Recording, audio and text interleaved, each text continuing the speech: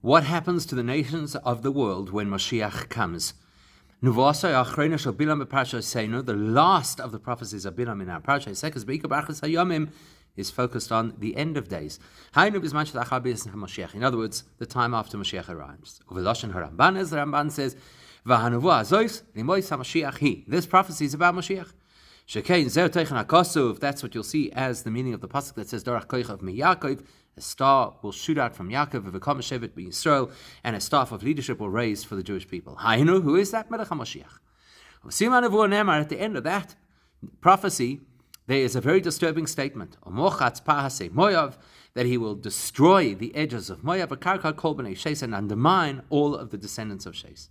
Now, what does that mean? There are, generally speaking, two interpretations of this v'karkar, to undermine the descendants of Shes.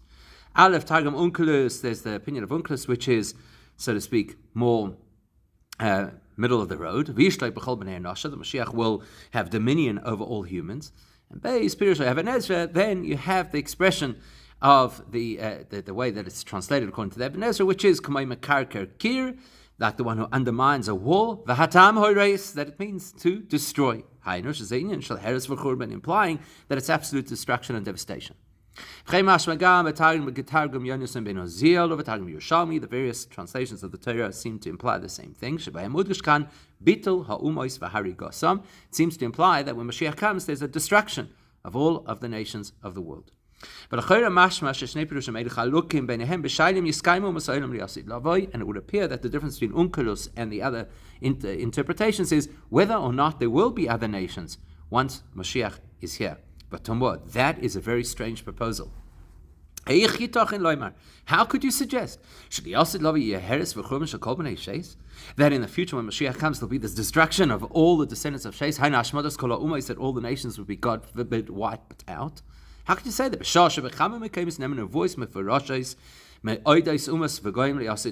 When we have multiple predictions and prophecies about the nations of the world in the time of Moshiach, starting from the beginning of the Navi Yeshaya, who says, at the end of days, the house of the Eibishter on the mountain of the Eibishter will be established. All the nations will stream towards the Beis Hamikdash. And many, many nations will say, let us go up to Yerushalayim.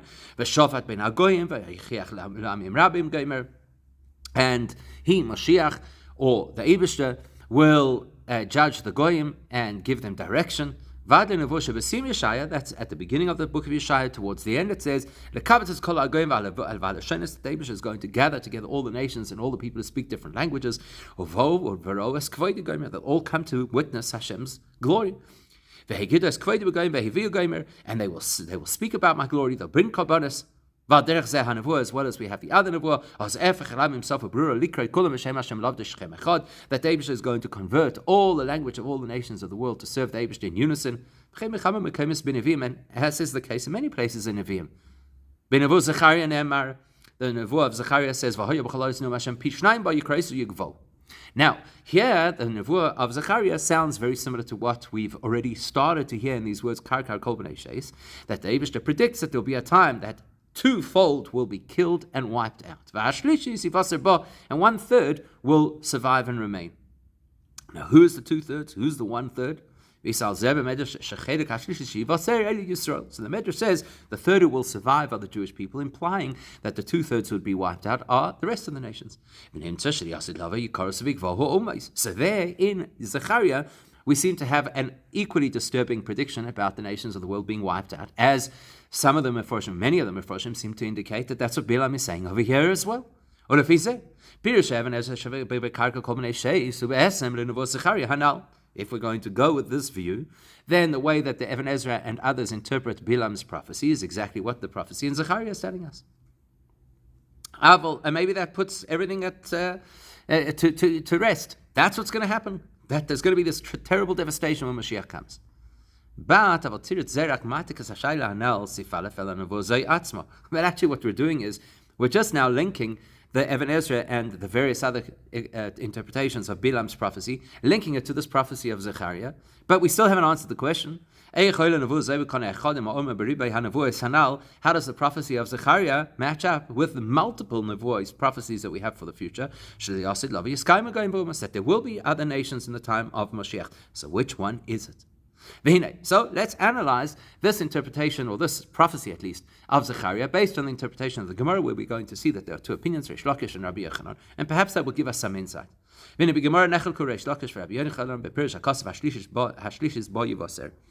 in the Gemara, Sanhedrin, you have the debate between Reish Lakish and Rabbi Yochanan. What does it mean that 1/3 will remain from this devastation predicted by Zechariah?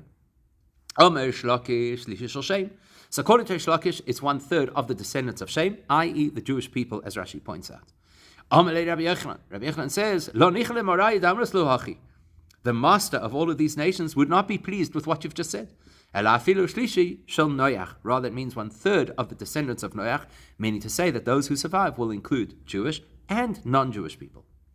So some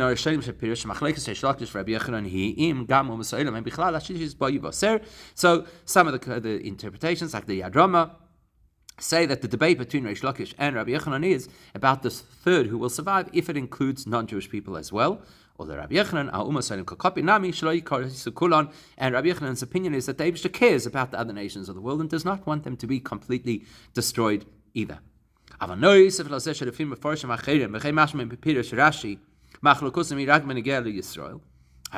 many of the commentators, including Rashi, seem to indicate that the debate is whether or not the Jewish people as a whole will survive. In other words, are the Jewish people also incorporated in this dire prediction of destruction? God forbid. And according to those interpretations, Rabbi Yochanan's protest is chas v'shalom to say that the Jewish people would also be included in the devastation. But whichever way you look at it, the proposal by Reish Lakish is disturbing. He certainly seems to be of the opinion that all the nations of the world would, God forbid, be destroyed. And how does that fit with the multiple prophecies about the nations of the world playing a role in the Messianic age? So, this is not only a debate in theory, it's a debate which has halachic implications as well. This is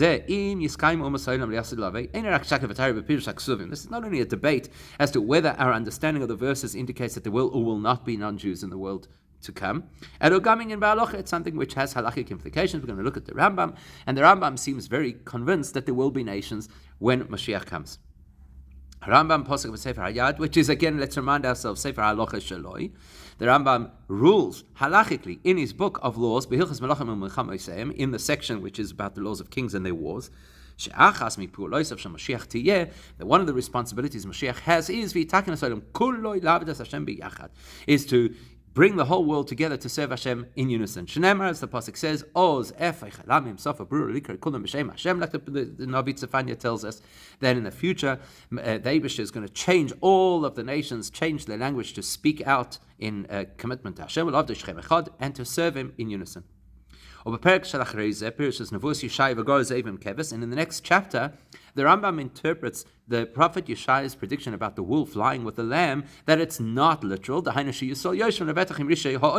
rather means that the Jewish people will be at peace with the wicked nations of the world. And all of them will return to true faith. They won't steal, they won't cause damage. They'll only eat and participate and enjoy those things which are permitted, and they'll be in peace with the Jewish people. Now, Sefer HaYad, let's remember that the Rambam's Yad HaChazaka, otherwise known as the Mishnah Torah, it's not a book of description of what you should expect in the future. Nor is it a book which is there simply to describe things which are of interest regarding the Moshiach. But the Rambam will only quote things if they are practical halacha. They are the bottom line, the legal parameters of Judaism. In line with his theme throughout these 14 volumes of Mishnah Torah, that these are books of laws. If that's true, then we have to conclude that whatever the Rambam is saying over here has relevance in practical Jewish law. Not only the things at the beginning that the Rambam says, which obviously are halachic, how do you identify Moshiach? where the Rambam describes how Moshiach will come to light and what are the indicators that tell us that he is Moshiach. Obviously, that's practical halacha because you have to know, how does Moshiach qualify? So, for example, he tells us, if you have somebody who is a direct patrilineal descendant of David HaMelech, and he is as well versed in Torah and dedicated to mitzvahs as his forefather David was, and he has this influence over the Jewish people to follow the ways of the Torah, to be absolutely scrupulous in their observance, and he'll fight the battles of Hashem. That indicates that he is somebody who now has the likelihood of being Moshiach. If he then is successful and he builds the Beis Hamikdash, and brings all the Jews from around the world back, then he is definitely Mashiach. That is halachic. Now we know. How do you identify Mashiach? How do you know that the person is the correct candidate? That certainly has practical halachic implications. In order to have an halachic playbook that we could follow in order to identify Mashiach. But not only that, but even the latter part of what the Rambam describes in that section of halacha, about the activities that Moshiach has to engage in once we have verified his position as Moshiach. Those details are equally relevant to understanding, determining, and identifying who is certainly Moshiach. So in other words, we have to know that Moshiach's halachic requirement is build the Beis Hamikdash in its correct place, and bring all the Jews together. That he has to create the redemption of the entire Jewish people. And then, naturally, all of the elements of Torah observance will be pristine, again, as they're meant to be. As the Rambam specified in detail at the beginning of the 11th chapter, a topic that the Rebbe has dealt with elsewhere in great detail. Now, part of the halachic requirement of understanding Moshiach's role is not only what he does for the Jewish people, bringing us together, getting us to observe Torah mitzvahs, reinstating the Torah as it is intended, but also his impact on the world. That he'll have the influence over the entire population, that they should serve Hashem in unison. That is halachically binding information. We could take this a step further. This is not only for us to know and understand what Jewish faith about Moshiach is, but this information impacts how we're supposed to behave as Jewish people now, as the Rambam says. Pasuk Rambam. The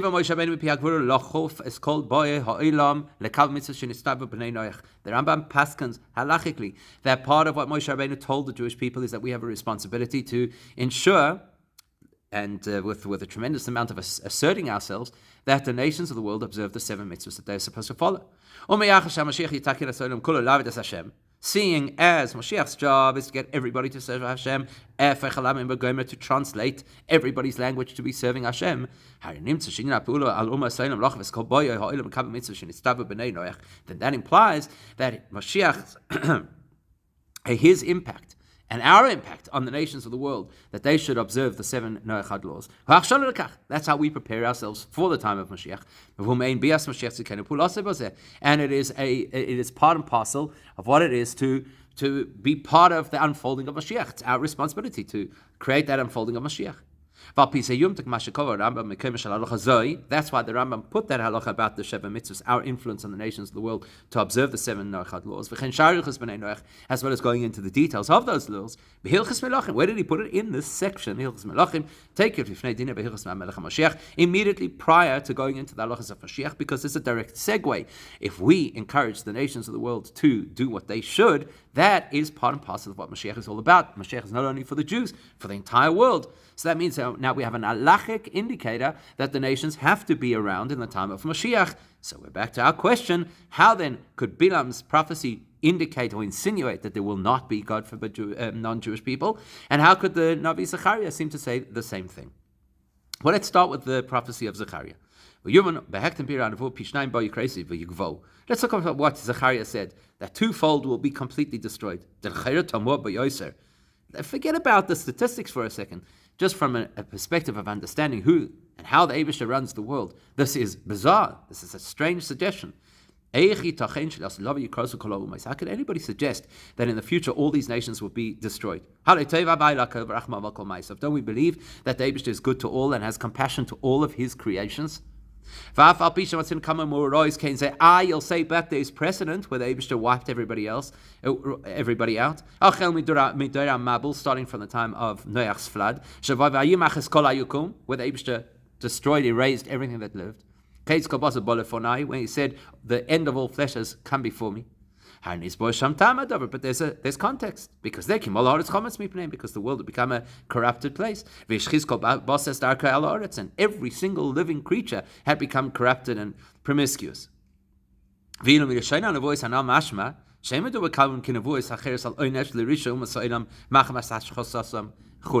nothing in Zechariah's words that indicate that this is some kind of a punishment because the people had behaved in an aberrant fashion.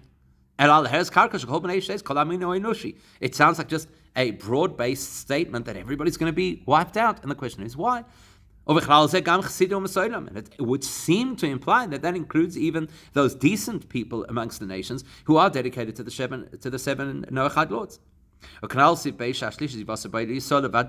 when you go with the opinion that the third who will survive are supposedly only the Jewish people. Why? Why would David do such a thing? And of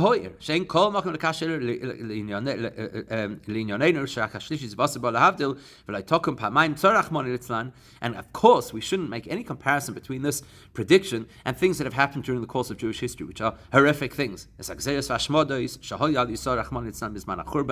for example, the terrible devastation of the Jewish people at the time of the destruction of the Beis Hamikdash, as it has been throughout the whole of Golus, without, of course, mentioning the Holocaust, because all of these terrible things that may have happened during the course of history, they are a direct result of the fact that it is Golus. A time of darkness and concealment, which conceals the Eibishter's compassion. Even the Eibishter's compassion towards his own people is not revealed. But to the extent that people may raise the question, how is it that the ultimate judge is not performing justice? Why have you done bad to this people? Etc. That's Golus. But here we're describing the time of Moshiach.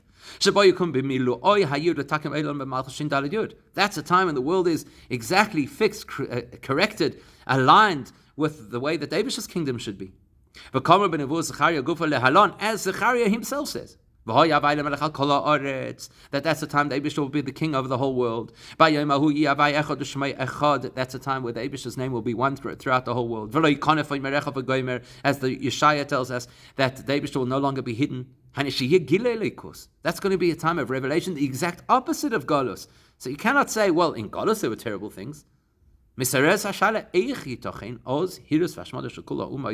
that context of a world of revealed godliness and goodness, how could there chas v'shalom be the possibility of wiping out entire nations? So perhaps the answer is that it's not that Hashem is going to wipe out the nations, but rather just let them peter out. Perhaps the suggestion is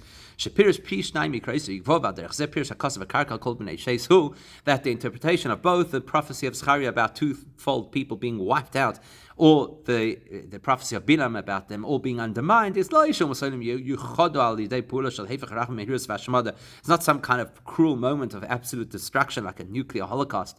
But rather that the Eibishter will prevent those nations from being able to populate. In other words, they'll lose the capacity for reproduction. Then what's going to happen is, naturally, during the course of time, they'll disappear. They'll have a negative birth rate, and they'll disappear from the face of the earth. You'll say, but that's also a form of destruction, surely. Surely,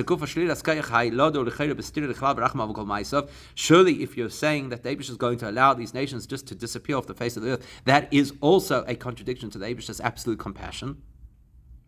Because let's understand, it's a tremendous gift to be able to have children. Throughout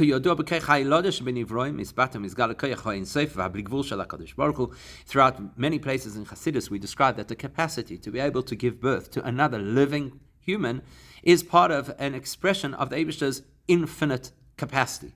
In other words, to be able to make life perpetuate, that's an indication of Hashem's infinite power. Because creations are limited. And something which is finite should surely be incapable of creating something which lives on. Which means that, strictly speaking, from the perspective of a created entity, it should not have the capacity to perpetuate. To be able to perpetuate something that can perpetuate ad infinitum. A finite being should not be able to do that. And it's just that the Eibishter shares with us some of his capacity for infinity. Which the Eibishter then made part and parcel of the nature of the human body. If that's the logic, if a person loses that capacity to reproduce, it's not that something natural has been taken from him. Rather, it means that the Eibishter has stopped instilling within that person a supernatural power, the capacity to reproduce and reproduce. So maybe that's the answer. The Eibishter is not going to wipe everybody out. He just won't allow them to continue to produce children. However, good as an explanation it may sound, it's not really a good explanation. We come at time for various reasons. Aleph. Seeing as the prophecy is that in the time of Moshiach, all of the nations unite to serve the Eibishter as one. Why would there be a motivation to stop them having children? If they are serving the Eibishter, what's wrong with having more of them? Number two, we have clear prophecies that say that their great leaders will be the ones looking after us and taking care of our children. And people from other nations will be the ones to shepherd our flocks. Even Reish Lakish, who appears to be the one with the opinion that everybody gets wiped out, he himself says that any person is very cautious about keeping the mitzvah of tzitzis. In the time of Moshiach, we'll have 2,800 servants. So how could you suggest that all of the people are going to disappear from the face of the earth if we have clear prophecies that they'll be there playing roles in our lives? So therefore all of this information prompts us to have to say that according to every perspective, whether Seven Ezra or the Targum Yonasan or Reish Lakish,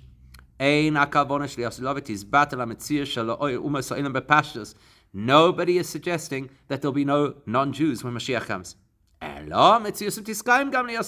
They will be around in the time of Mashiach. So how then do you explain all these various opinions that we've explored?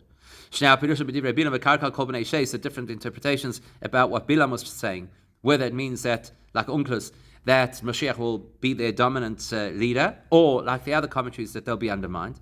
Or the debate between Reish Lakish and Rabbi Yochanan about who exactly is going to disappear and who is going to remain. We're not debating if they will exist, we're debating in what state they will exist. What does that mean? It's as follows. Once Moshiach is here and the Eibush is revealed in the world, when the Eibush is revealed throughout the entire world as the King of the world, there's no question that will leave no room for impurities or for negativity. As the Navi Zechariah also says that the spirit of impurity will be eradicated from the world. What that means is, as far as humans are concerned, there will be no humans who are wicked and no humans who are antithetical to Hashem. What's going to happen is the worst of the worst people on earth, they will be punished. As we see many nevois predict will happen. Then, as the Rambam tells us, Moshiach will then bring all of the elements of this world, including even non-human elements of this world, to serve the Eibishter. Like Rashi explains on the first pasuk of the Shema, right now the Eibishter is our God, only we recognize the Eibishter completely. And is not the God recognized by the idolatrous nations. Who asid liyos Hashem echad. In the future, the Eibishter will be one accepted by all nations. Ki, as the pasuk says, because in the future the Eibishter is going to convert everybody to call out in His name. And as we know, that at that time the Eibishter will be one. So all the negative will be removed from this world. But there's an important question we have to ask. The primary spiritual divine revelation that will happen in the time of Moshiach is reserved for the Jewish nation. As the Geula itself is primarily targeted at the Jewish people. Because we're the ones who were in Golus. And a big component is bringing us back to where we belong in Eretz Yisrael. The fact that there'll be a Geula for the rest of the world is secondary, and it's a result of the fact that we have Geula. Because the primary Geula affected us, therefore the primary Geula is for us, and everybody else benefits as a result. As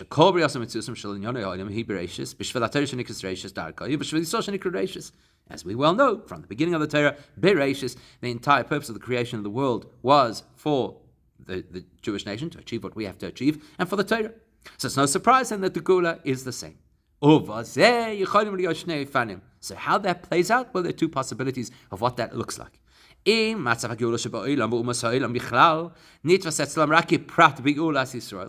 Is all the value and benefit that comes to the world at large and to the nations of the world, awareness of Hashem and being able to serve Hashem, etc., is that just one detail in the primary purpose of Geula, which is for the Jewish nation? Or is there actually independent value and an independent experience of Geula that benefits the nations of the world in and of themselves? That's the debate. If we go with the first opinion or the first approach, which is basically to say Geula is for us and they are just the so to speak side beneficiaries. Why say Moshiach? Why say Geula for the Jewish nation? So we no longer have all the distractions and persecution, and so therefore we can learn Torah properly and do mitzvahs properly. And if we're going to do what we should properly, then it's not good enough only to remove the burden of persecution from us. But in order for us to do Torah mitzvahs properly, the world has to be a better world, has to be a more refined world. The Rambam says a world without theft, a world without destruction. When the world is the way that it should be, that's the perfect environment for us to be able to serve Hashem. So why is the world good? So we could do what we have to do. And the truth is that the nations of the world will assist us along the way. They'll look after our sheep and they'll be our servants, or whatever it is that they'll do in order to help us to do what we have to do. That's one possibility. Or there's a different approach, which is to say, the fact that the whole world, including the nations of the world, will experience Geula is not just one of the details in a broad Geula for the Jews, but there is value and benefit to the nations of the world independently of them being part of our story. That means in every facet of the world, we should be able to determine that every single thing that exists in the world was created to reach its refined, elevated state. Because these things were created by the Eibishter, and therefore they have value, and therefore their elevated form is their ultimate value, and that's why they were created. Not just to satisfy us. And so therefore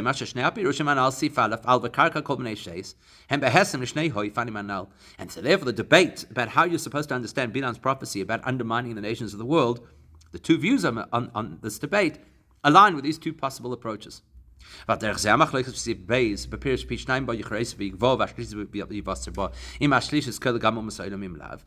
the debate also between Reish Lakish and Rabbi Yochanan on how to understand the prophecy of Zechariah about the devastation of 2/3 of the world, whether that includes non-Jewish people who will survive or not. We're looking not through a lens of absolute devastation and destruction, but through a lens of understanding what their particular experience of Geula will be. So the Oifen Orishan, if we go with the first approach, which was the first approach was there's no real benefit to the world and to the nations of the world through the Geula.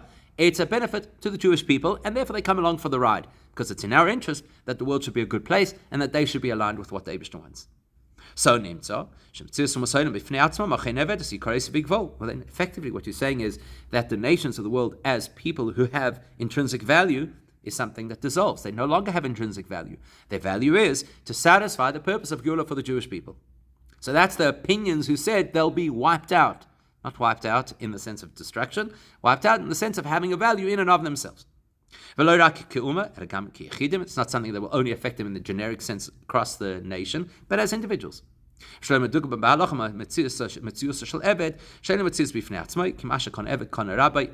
that in the halachic world would be a slave, where the slave doesn't actually have any independence or any personal value. Whatever he has automatically belongs to his master. Whereas if you take the other opinion that says no, they won't be destroyed, what that means is that means that the nations of the world and the individuals within those nations stand to have personal benefit from the elevated state that they'll be in when Moshiach comes. And it's not just that they'll service us and assist our experience of Geula. Well, then they don't have to disappear or lose their status when Moshiach comes. They can still retain their nationhood, their individuality, and their value. That's like Uncle says. That what does it mean to undermine B'nai Sheis? That Moshiach will be their king, their ruler. They will be nations. They will retain an identity that is independent and valuable. And therefore Moshiach can be the authority over them. There has to be a them to speak of. And Rabbi Yochanan's opinion against about how to interpret the pasuk, the prediction of Zechariah, where he says clearly it's not appropriate for the master of these nations to say that they have no value. HaKadosh Baruch Hu, the Eibush is the master of the nations of the world. Would not be satisfied that the Geula does not help or impact or be felt and experienced by his creations. And therefore, Rabbi Yochanan is very clear that that third who will survive includes nations of the world who will benefit personally from the Geula. With that information, the halachic perspective of the Rambam, which of course is binding because that's halacha, as well as the approach that Chassidus takes to how life will be in the time of Moshiach, suits the second view, which is the nations of the world, the particular elements of the world, all benefit independently from the Moshiach experience, not just as accessories to our Moshiach experience. We see this clearly in the Rambam because he emphasizes numerous times. He says multiple times that the impact of the Messianic age is going to affect the nations of the world as well. And he always addresses it as a piece of information which is independent from our experience as Jewish people in the Messianic experience. He never suggests that the benefits or the experiences of the nations of the world in the time of Moshiach are accessories to our experience. As we saw in chapter 11 of Hilchos Melachim, where he says that that Moshiach will bring all the nations to serve the Eibush together. He quotes the Psukim of Reish Perek Yud Beis in the beginning of the next Perek, where it says that the Jewish people will sit securely even though they are the nations of the world around them. And everybody will return to the truth of belief in Hashem. They won't steal, they won't cause destruction, but they will eat things which are permitted gently together with the Jewish people. And the same theme emerges at the end of the Rambam Sefer, where he says, the only involvement of the entire world will be to know Hashem. When he says the whole world, the implication is the non-Jewish world as well. So it implies that what the Rambam is telling us over here is that the nature of the future Geula is that it will renew the reality of the nations of the world, and it will elevate them as individuals, not as players in our world. And that suits the Rambam's approach generally, which is Kosav Rambam. He tells us, any person who accepts on themselves the code of the Sheva Mitzvahs B'nai Noach and is very careful to observe them, that is considered a pious Gentile, who deserves a portion in the world to come. There's a caveat,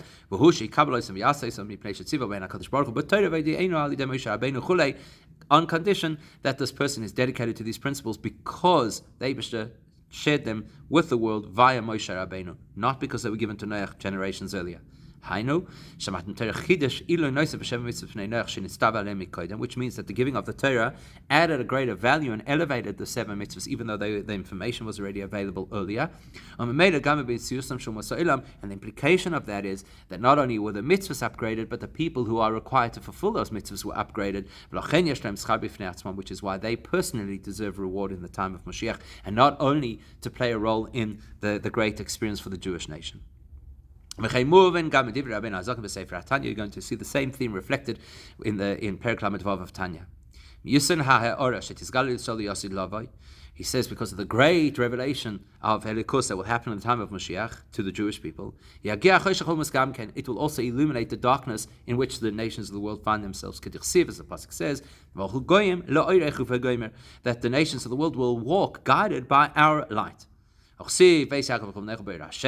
As it says that the nations, that the house of Yaakov will follow in the light of Hashem. And the pasuk says that the revelation of the Eibishter will guide all of the nations of the world to be able to see together. And there's the pasuk that describes how everybody's going to run and hide because of the tremendous, overwhelming revelation of a godliness. And as it says that the Eibishter will appear in his greatness right across or in the face of all those who live on the face of the earth. So the Alter Rebbe does not stop at the point where he said earlier that in the time of Moshiach the physical body and the world will be refined, and they'll be exposed to be able to receive and absorb the great revelation of godliness which will come through the Torah, which is considered strength. In other words, gives us the strength to tolerate divine revelation. The mashma, because at that point in Tanya it implied that the benefit of being elevated, of the body being elevated, is for the Jewish people. That we should be in a position that we could tolerate the great revelation of Hashem. But the Alter Rebbe doesn't stop there describing the greatness for us, but then he talks about how that will impact the nations of the world. That there'll be this great revelation to the Jewish people, which will then also shine into the world, the dark world of the nations. So that means that the Alter Rebbe is highlighting that it's not just that the nations of the world should benefit in order that would be in the interests of the Jewish people. Rather, this is something which is directly relevant in their personal lives.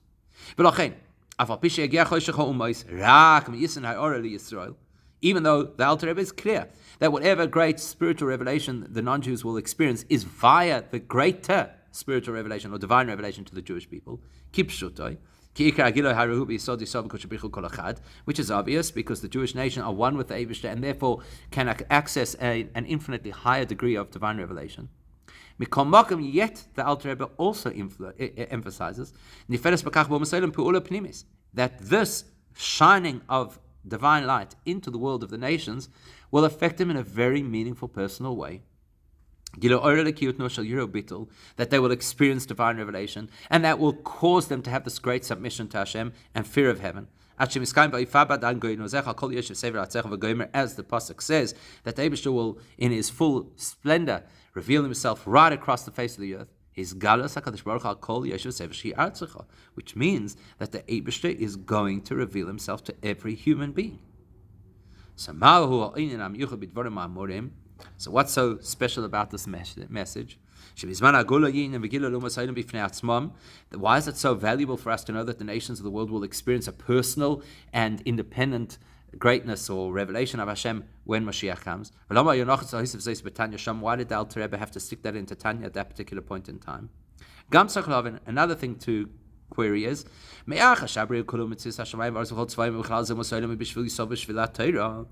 as the creation of everything, the nations of the world included, is for the purpose of Torah and the Jewish people, how does it make any sense that when the world comes to fruition, reaches its apex, its culmination, and at that point, the nations of the world should feel a personal benefit that isn't tethered specifically to the journey of the Jewish nation? Well, it must be that is also relevant to the Jewish people's experience. How so? When the nations of the world behave as the Eibishter expects, without theft, without distraction. But the only reason they did it, and the only reason they submitted to the Eibishter, is because they feel a connection to and a submission to the Jewish people. But it's not something personal to them. Well, then the Gula, the purpose of which is to have revelation of Hashem right across the entire world, is obviously incomplete. Because the nations are not feeling that the Eibishter is king. If the nations are not conscious of the fact that the Eibishter is king, then the Jewish experience of Gula is not complete. Because the purpose of Gula is that the Eibishter should be the king over the entire world, and he has a part of the world that's not actually feeling that. They're just kind of tagging along with us.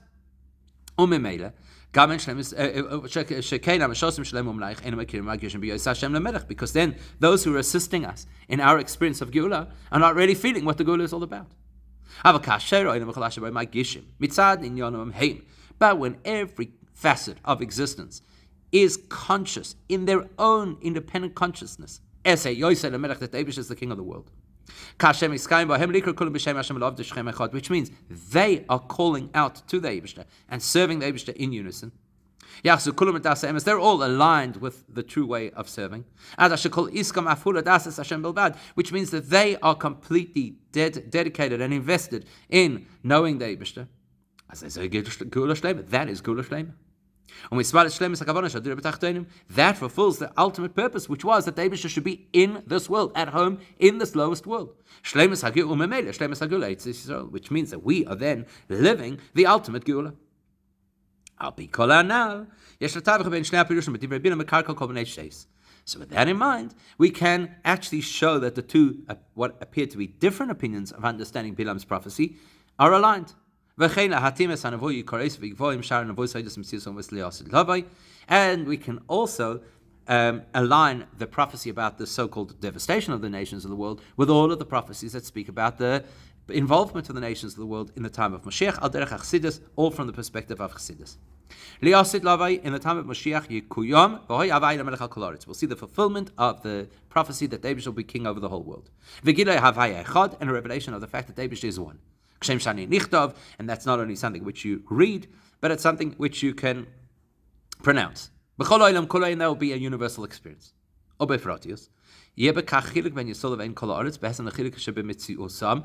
there'll be absolute consciousness of Hashem right across the world, but the experience of that consciousness will be different for the Jewish nation as it is for everyone else. Every single thing that was created, which includes all the humans on the planet, is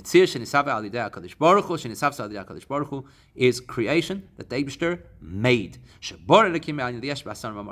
Using the 10 utterances, these are things that the Eibishter created out of nothing. As Rambam says, everything that exists, heaven and earth and whatever lies in between, only came into existence. Why? Because of the essence of the truth of his existence. That's not true for the Jewish people. We're beyond that. Because we're described as one with the Eibishter, not created by the Eibishter, not brought into existence by the Eibishter, one with the Eibishter. Therefore, in the future, when the truth of the Eibishter is revealed completely, when the revelation of the oneness of Hashem is absolute and in its most revealed way, that will be something which is experienced and felt right across the whole of creation, which includes also the nations, that they only exist, they will recognize we only exist because the Eibishter is true, and therefore he created our existence.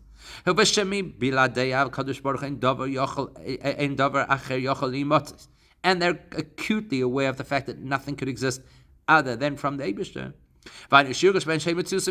Then they realize we are not real existence. Therefore, that's